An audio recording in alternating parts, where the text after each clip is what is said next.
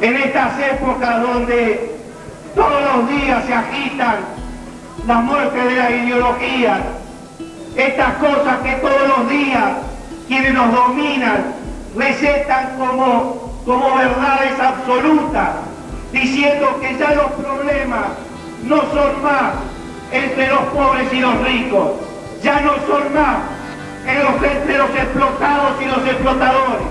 Hoy aquí en Villa María hemos instalado este grito, donde las ideas no han muerto, nuestra memoria no está pisoteada, nuestro pasado nos da orgullo y nuestro presente es transformación.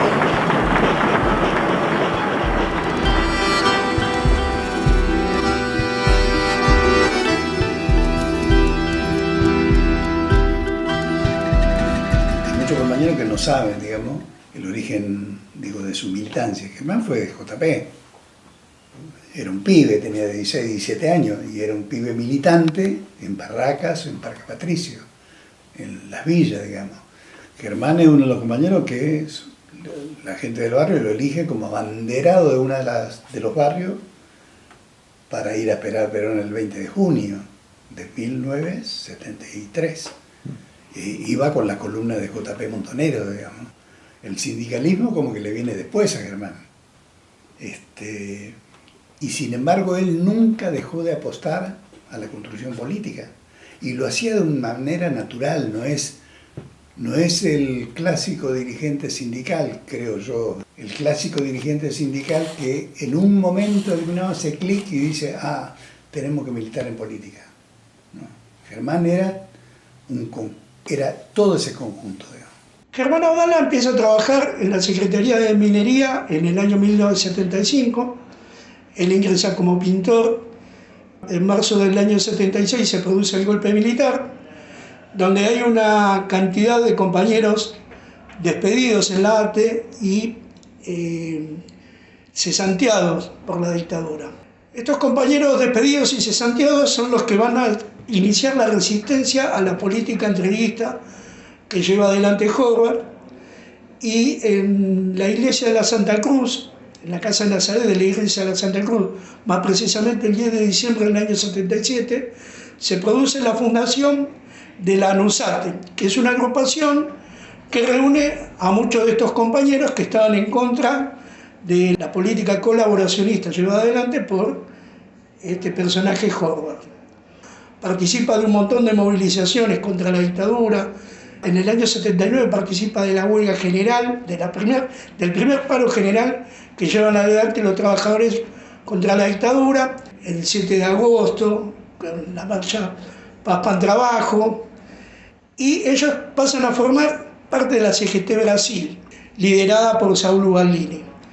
Lo conozco en la transición democrática, digamos, ¿no? La primera agrupación que nosotras creamos, que era Unidad de Liberación, en la unidad básica nuestra de San Telmo. Estaban en ese momento, si mal no recuerdo, creando ANUSATE, entonces las reuniones eran ahí, en una agrupación que venía de la izquierda peronista, en su mayor parte, militantes que venían de esa historia, expresos, exiliados, de jóvenes también, digamos, ¿no? Y por otra parte, o en paralelo, una de mis entrañables amigas era Marcela Bordenave, que ni bien llega al país, nos conocemos y militamos juntas. Y con Marcela la militancia feminista, de modo que la militancia también sindical, desde la política, desde el territorio, colaborábamos todos, digamos, de todos éramos ANUSATE de alguna manera.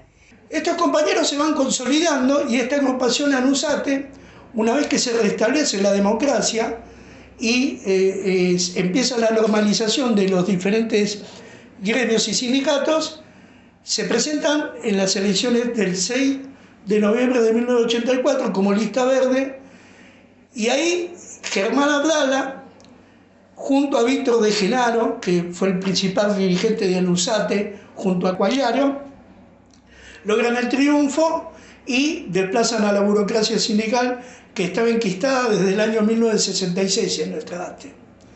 El sindicalismo en el mundo se dividía los comunistas, los de la europeos socialistas y la clase que era social cristiana.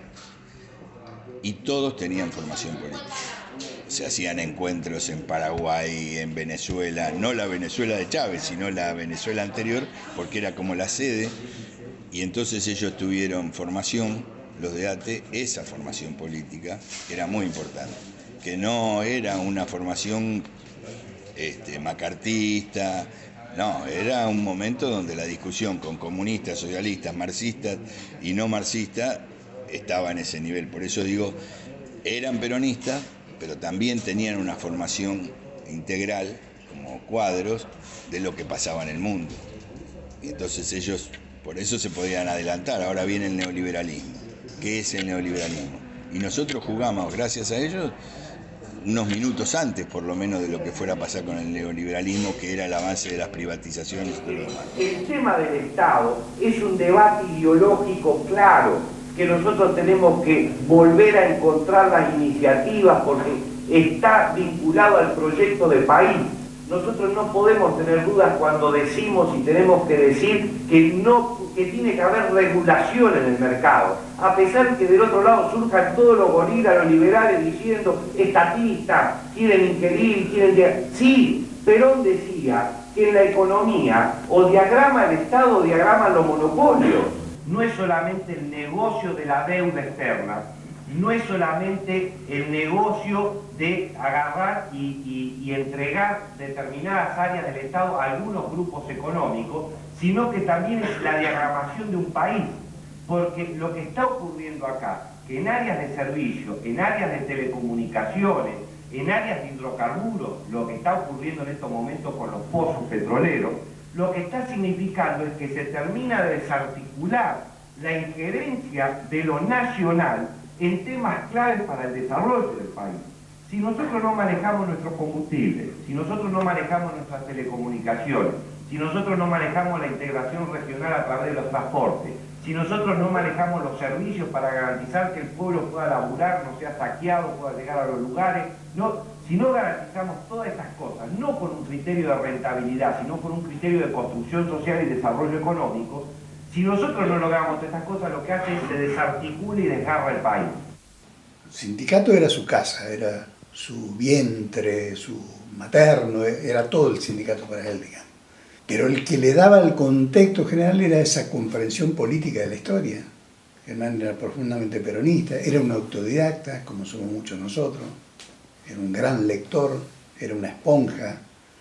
Germán leyó a Marx, Germán leía a Mao Zedong, Germán se leía la obra completa que habla sobre la vida de John William Cook. Entonces, que en los discursos que uno puede recordar hoy, o que se puede ver en lo poco que hay, digamos, que Germán habla de esas cosas, no es una cuestión espontaneísta, digamos. Eran elementos que hacían a su formación y a su concepción política. Esas sociedades se pudieron desarrollar con todo lo que nos han saqueado a nosotros, porque cada uno de los imperios del norte se cimentó en robos del tercer mundo. Hace 300 años atrás, para poder edificar lo que fue la revolución industrial del primer mundo, se hizo con la plata y el oro de todo este continente que habían descubierto. Como hoy se cimenta la tecnología de punta y la revolución cibernética que hacen los países del primer mundo con la deuda externa que nos saquearon en los años 70. Entonces, uno no explica el problema desde una razón de que nos robaron y que hay una relación de dependencia, sino desde un grado de determinismo de decir, quedamos así porque nos atrasamos, porque no sabemos, porque ellos inventaron la telemática, la biogenética, entonces como nos llevan 20 años, son más vivos y han inventado el posmodernismo.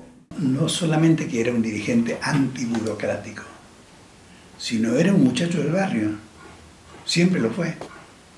Era secretario general y te tenían que convencer que ese tipo que estaba ahí era secretario general de un sindicato. ¿Por qué? Y porque era un tipo como cualquiera de nosotros, digamos, un tipo sencillo, un tipo muy afectuoso. Germán era del abrazo, digamos, para nada agrandado, para nada soberbio, sino todo lo contrario. Cuando yo tuve el honor, digamos, de compartir alguna vez una sobremesa con él después de comer y tomar unos vinos. Él despreciaba a los tipos soberbios, digamos. Tenía un liderazgo que trascendió también al sindicalismo, ¿no? Hay que pensarlo como exponente también de una generación que vuelve a la política con toda la fuerza y transformadora, que planteaba no solo la renovación, sino es un tipo que repiensa, que expresa, digamos, un nuevo sindicalismo. Y vino así, vino de abajo, no lo puso nadie. Una vez voy a la Villa 31, no estoy mintiendo, la Villa 21, y me encuentro que después nos hicimos muy compañeras, digamos. La vieja Isidora había militado con él en los 70. Y ella era una compañera que había venido del norte argentino, corrida por el hambre. Y ese amor que le tenía, ese amor y esa admiración, yo creo que él tenía todas las condiciones de un líder, digamos. No sé, el afecto del pueblo, como decimos, el reconocimiento, solamente, digamos, uno otorga cuando encuentra, digamos, un dirigente en este caso, que la puede conducir, que expresa un ideario. Todo eso fue Germán, me parece. Y ATE Capital, con Germán a la cabeza, un tipo joven, simpático, solidario. Era espectacular porque todos los sindicatos íbamos a hablar con él, las agrupaciones que eran de oposición a los sindicatos oficiales, digamos, burocráticos, íbamos a hablar con Germán y con Víctor, pero en Capital con Germán, para que nos diera una mano, porque tenía una cosa, un plus que los demás no tenemos, que era ese don, la palabra es fea, don de gentes, es la capacidad de poder hablar sin tenerte que mentir y darte una solución, darte una propuesta y darte una esperanza. Lo que mejor hacía era la comunicación. Él tenía muy buena forma de decir. Que un Germán fuera a hablar a Neustadt y Grondona era un acontecimiento, porque no le daban espacio. Entonces cuando iba, decía, bueno, a ver cómo le va. Y le iba bien. Pero no porque ellos lo trataran bien, sino por la capacidad que tenía él de salir. A tal punto que lo quisieron cooptar en algún momento, dice, este tiene que ser nuestro, porque tenía esa capacidad de llegar a la gente con pocas palabras y convencer. Los tipos quisieron cooptarlo, ofreciéndole que podían hacer su campaña y todo lo demás. Obviamente se pasaba al neoliberalismo, cosa que Germán nunca aceptó ni nada que se le parezca. La tarea que tiene que prestar un Estado a la comunidad a través de los servicios, que es la educación, que es el tema de la vivienda, que es el tema de la salud, garantizar un piso mínimo elemental para toda la población y después desarrollar la actividad privada y aquel que tiene los medios que vaya y opte. Pero aquí es al revés, aquí se produce un proceso de selección al revés, donde lo que se va destruyendo, que es el dato concreto, las escuelas, los hospitales, para dejar sin posibilidad de atención a la comunidad y generar un nuevo mecanismo de opresión. La actitud suya, digamos la posición suya, que es perfectamente lógica, corresponde a otra etapa, cuando había muchos capitales por venir. Pero ahora no vienen. ¿Quién pensó este país? Yo lo que siempre me pregunto, porque las cosas no ocurren ni por fatalismo, ni por casualidad, ni por voluntarismo, exactamente. Ocurren porque alguien piensa, alguien tiene más poder que otro y dice, vamos a hacer esto. La generación del 80 aquí delineó un modo de país, delineó una forma, ¿no? También el fenómeno de los movimientos nacionales y populares revirtieron las características de la generación del 80 y delinearon un país. Y también la crisis de los modelos nacionales y populares que enriquecimos en nuestro país, entraron en crisis. Y hoy estamos en una nueva etapa donde tenemos que rediscutir todo eso. Ahora, ¿quién piensa el país? ¿Quién se favoreció con lo que ocurrió en Argentina durante estos últimos 10 años? Esto es bueno para saber. Ser dirigente gremial si me ha puesto un intelectual, folclórico, filosófico. Doña Rosa está diciendo, ¿este me representa a mí? Sí, también, no hay por qué subestimar. Los trabajadores no necesitamos estar en mameluco y pedir nada más que el salario, queremos opinar sobre el país también. Germán llega a diputado, llega con la lista de Menem y iba sexto en la lista. Éramos jóvenes todos en esa época. No, votemos para que entre Germán.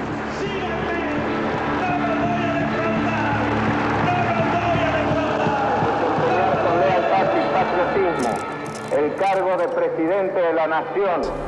He firmado los decretos con indulto a muchos militares y muchos civiles para que empecemos a reconstruir la patria en paz, en libertad y en justicia. Y esta plaza, que es la plaza donde se reclama contra la injusticia, va a tener un sentido muy fuerte.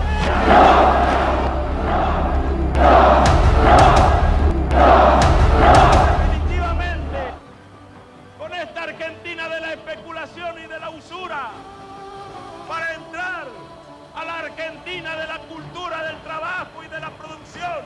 Nosotros hemos ideado un decálogo que dentro de unos días se conocerá, que es el decálogo menemista de la reforma del Estado. El mandamiento 1 son palabras de Menem.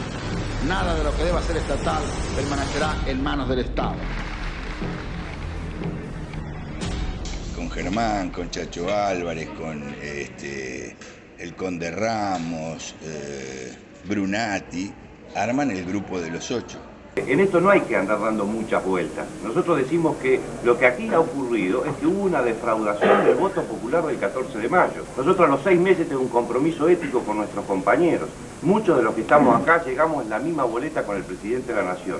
Muchos de los que estamos acá fuimos a convocar el voto de nuestros compañeros en cada barrio, en cada fábrica, en cada lugar. Entonces el primer compromiso ético, programático, para que realmente la democracia no pierda sentido, para que lo que se dice no sea vaciado de contenido, es comprometernos con eso. El programa está, las 5 o 6 consignas, la defensa de lo nacional, la participación de los sectores sociales marginados, era el mensaje del 14 de mayo, que fue plebiscitado. Lo que ocurre es que acá ha habido un fraude, ha habido una defraudación muy profunda de las expectativas populares. Entonces, esto es lo que nosotros no estamos dispuestos a bancar en términos políticos. El tema que en ese momento llegar a ser diputado para un dirigente gremial como era Germán era muy importante por la forma en que se utilizaba, y él lo dice, como militante, utilizaba la diputación para reivindicar a los trabajadores estatales, saca la ley para los estatales, pero además para aprovechar esa posibilidad que le daba, aún estando enfermo, de ir a los conflictos, de meterse en discusiones y nosotros poder tener a alguien que tuviera un poco más de poder. De ahí nace la CTA, de ahí nacen cosas que en ese momento parecían como imposibles. No sé si me entienden. La dictadura militar era el miedo a que te secuestren, la desaparición, la muerte y todo lo demás. Pero en los 90 era a la desaparición del trabajo. Y el grupo de los 8 lo que tiene interesante es que son 8 diputados y nosotros estábamos armándole la pata sindical y social. No había piqueteros en esa época, porque no había desocupación. Los piqueteros son herederos de los 90, de las privatizaciones. La mayoría de los piqueteros y de los trabajadores desocupados surgieron a partir de las privatizaciones. Tiene la palabra el señor diputado Abdala. Señor presidente, sería muy estéril hacer discursos que no tuvieran una profunda coherencia con la forma de vivir. Porque acá sí hay una variable que no cambió en los últimos 6 años, fue la caída del pueblo argentino en la participación del Producto Bruto Interno. No se puede empezar reestructurando una empresa despidiendo trabajadores. Reformar el Estado no es privatizar, es poder poner en funcionamiento una maquinaria infernal que existe a nivel de recursos humanos, a nivel de posibilidades técnicas, a nivel de posibilidades de desarrollo, que estos grupos económicos que estaban confeccionando los propios pliegos, estas consultoras, lo único que estaban especulando era para ver cómo se podían adueñar de un pedazo de la riqueza de los argentinos. Que el Estado siempre está utilizado como un botín de guerra. Gracias, señor presidente. Yo me acuerdo una vez que estábamos reunidos en el despacho de él, en diputado. Me dice, Jorgito, vení. No, vos te sentás ahí. ¿Pero por qué? Después te iba a decir, me hizo sentar en el sillón, en un sillón determinado. Y entonces me dice, lo que estamos viendo nosotros acá, entonces me cuentan que andaban en la Cámara, digamos, qué es lo que él había presentado. Venía todo el tema violento de las privatizaciones de Dromimen, bueno, y toda la crítica, por supuesto, y la condena a Menem, ¿no? Cuando terminamos, él me dice, bueno, ya hicimos catarsis, ¿no? Ya le pegamos a Menem, que ahora hay que ir con esto hacer política, tenemos que la gente no baje los brazos, que no se conforme ni se acostumbre, ni se mal acostumbre que esta es la realidad, la única, tenemos que modificar esto, que eso. Y empezar a faltar el respeto al tipo, porque hasta ahí era como intocable Menem, digamos. Tipo que había ganado bien las elecciones, éramos la militancia lo que salíamos a decir, nos cagaste, Turco, porque este no era, o era el Menem de la revolución productiva, el salariazo, y que te identificaba con los caudillos federales, ahora, bueno, entonces termina todo eso, y me dice, bueno, ¿sabes por qué te dice? No, te iba a preguntar, digo, pero me llamó la atención que insististe que me siente acá.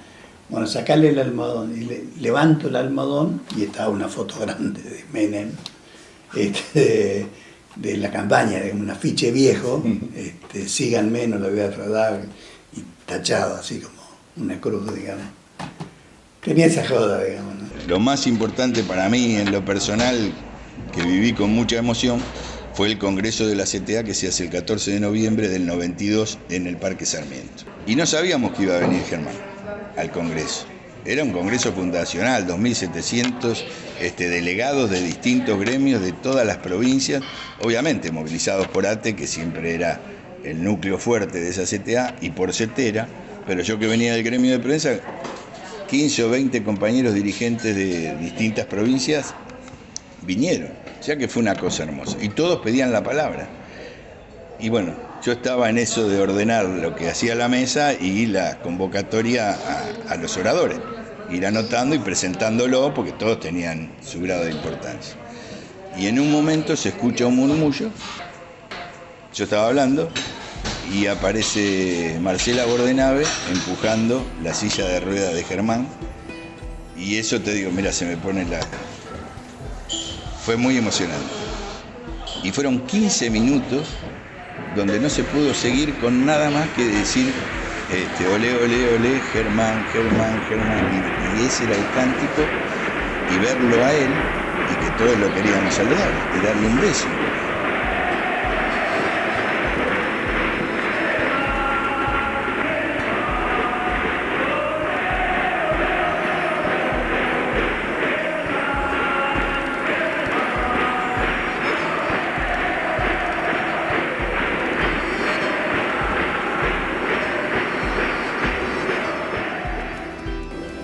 Solamente quiero decirles que el cáncer no me va a matar. Lo único que me puede matar es la tristeza de saber que no vamos o que no podamos llegar a construir esto que tiene que ser la opción de todos los trabajadores. Es por eso que hoy, en cada beso, en cada abrazo, en cada mano, sentía ese aliento y esa fuerza que lleva décadas de historia, que lleva tal vez la sangre de miles de compañeros. Nosotros seguimos creyendo que hay un país para cambiar, una sociedad nueva para construir, que hay un camino nuevo que alumbrar. Y por eso, compañeros, mi esfuerzo es el de ustedes. Mi esfuerzo es solamente una punta muy chiquita de todo lo que ustedes expresan por abajo. Muchas gracias, los quiero por todo lo que me han dado. Si no hubiera sufrido lo que sufrió y que lo llevó tempranamente a la muerte, Germán era el presidente de la nación. A todo esto que te digo, en la capacidad política, sindical y en la hondura humana que tenía un carisma impresionante. La verdad, sinceramente, no vi nunca más un dirigente en ese plano, ¿no? De ese tipo, digamos. Hoy lo puede ver, qué sé yo, en Cristina Kirchner. Cristina aparece y bueno, y hasta los que no la quieren se acercan porque bueno, es Cristina, digamos, ¿no? Con Germán en una época de vaca flaca, ¿no? Fue un compañero con ética, con moral, significó mucho para esa familia. Él se hizo cargo de todos los hijos y de la hija de Marcela, que habían padecido, digamos, el exilio siendo muy chiquitos. Él colabora fuertemente a construir una nueva familia, con sus hijos, con el nuevo hijo. Hay personas, como se dice, que tienen el fuego sagrado. Él fue uno de ellos. Germán tuvo su fuego sagrado, porque era una cosa muy impresionante, ¿no es cierto? Sabiendo por momentos cuando estaba en tratamiento, a posterior, que tenía fuertes dolores, cómo vos lo veías en la banca sentado hablando. Me acuerdo una vez que salía para diputados y que, si mal no recuerdo, salía acompañándolo y él ya con mucha dificultad para caminar. Aparte de ser una figura importantísima en el sindicalismo argentino, yo creo que yo lo tomaría como persona y como humano, en la importancia que le daba al laburante, sobre todo nosotros como legislativos, como estatales que somos, reivindicar esa idea de que el empleado estatal no es vago y de que el Estado argentino tampoco es algo obsoleto, y de volver a recuperar la soberanía de nuestro Estado, que bastante dañada a partir de los 90 está, y pensar las ideologías en base a las juventudes, y que esta idea de que no es que somos chicos y no podemos pensar o no podemos ocupar cargos, y no es que estamos esperando a que llegue algo, sino que nos tenemos que meter de lleno.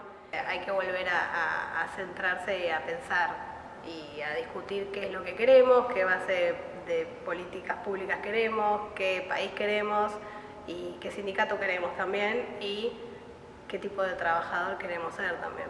Creo que para ponerse a replantear y decir si estamos contentos con lo que hemos logrado o no. Bueno, para mí el legado de Germán Abdala sigue muy vigente.